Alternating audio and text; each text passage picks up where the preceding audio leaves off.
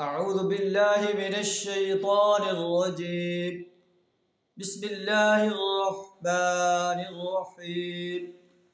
يا أيها الذين آمنوا لا تتخذوا اليهود والنصارى أولياء بعضهم أولياء بعض ومن يتولهم منكم فإنه منهم إن الله لا يهدي القوم الظالمين. صدق اللہ العظیم.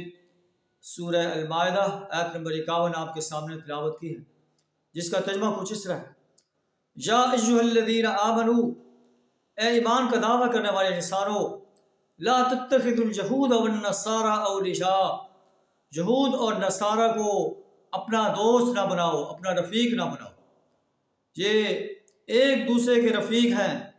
وَمَن يَتَوَلَّهُم مِّنكُمْ، اور تم میں سے جو ان کو اپنا رفیق بناتا ہے فَإِنَّهُ مِنْهُمْ، اس کا شمار بھی انہی میں سے ہوگا.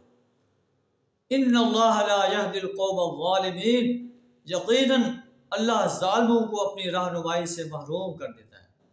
ہم اپنے گریبان میں جھانک کر دیکھیں کہ ہم کہیں یہود اور نصارہ کو اپنا دوست تو نہیں بنائے ہوئے.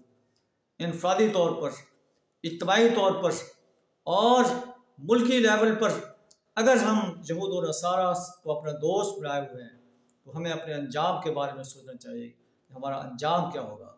اللہ سے دعا کر ہمیں یہود و نصارہ کو اپنا دوست بنانے سے اپنی پناہ عطا فرمائے. وآخر دعوانا الحمد للہ رب العالمین.